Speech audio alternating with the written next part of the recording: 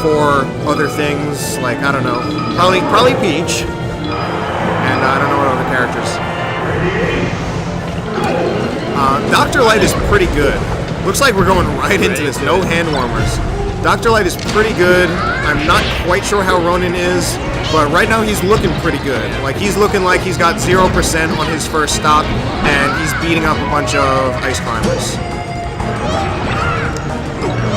Now, is this your...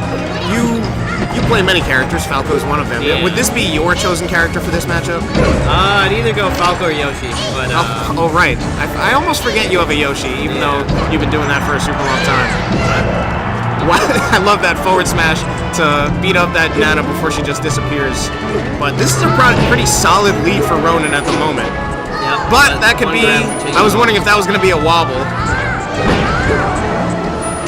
The handoffs, of course, all the handoff combos, of course, look a lot cooler. Yeah, very fun. Unfortunately, we've gotten so used to thinking of Ice Climbers as being a lame character because of wobbling, which does not look interesting. Handoffs are very interesting, but if Ice Climbers players want to win, they will wobble instead.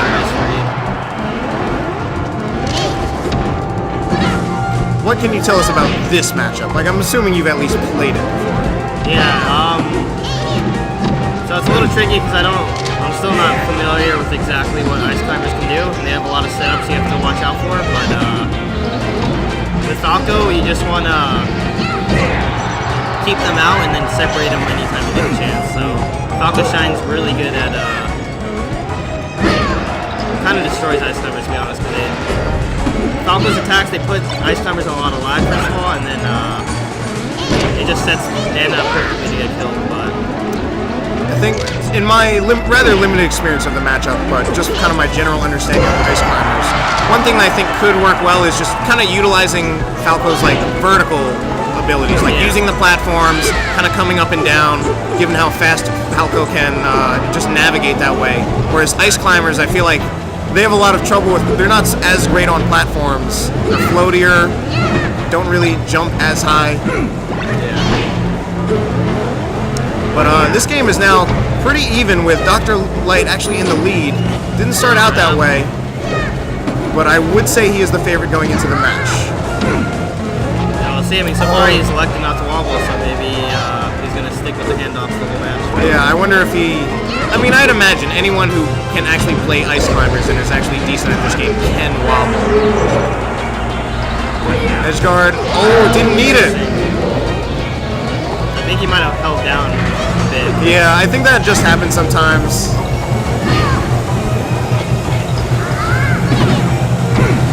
Even without wobbling, Ice Climbers do have plenty of huge damage potential off grabs.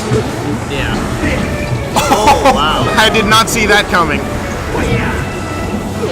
Alright, and wow, despite the strong start from Ronin, Dr. Light takes that with a two-stock lead, which it ultimately is a little expected. He is the known player, and he has had some good results in the past. So we've got Pokemon Stadium. I played a good match, so you just gotta kind of like slow down a bit at the end. The first two stocks were really good though. He's definitely got the tech skill, can definitely make things happen, but that high dare on the shield, I could see how much time he was spending in the air that was not going to be a safe dare. Not quite spaced either. And that ends up being the stock.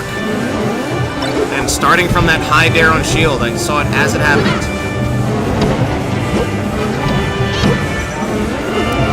Of course, one of the challenging things, at least when you're learning this matchup, and especially when you're learning a space animal, is trying to learn the different timing for if you hit like one shield versus two. Yeah. Which even as a non-space animal player, like that can be tricky. So especially with space animals. Finish off that stock, does not finish it. Oh no! As long as he doesn't die from this, should be okay. Now, not that it's free, or completely free, but I usually feel kind of a sigh of relief once you get one climber, once it's just down to one climber. Yeah. And not even as much because of the punish, but because I actually feel the neutral game gets a lot easier, in my opinion. It's a lot easier, a lot less scary, but you just gotta take your time, not, you don't want to take any hits from Popo. Yeah, I mean, definitely, certainly with especially a good Ice Climbers player, is going to still be able to play with their solo climber. But one of the ways I feel about it is when there are both Ice Climbers on stage, I feel like I very specifically have to play an anti-Ice Climbers neutral. When there's only one Ice Climber, I feel like, alright, now it's just playing like a general neutral.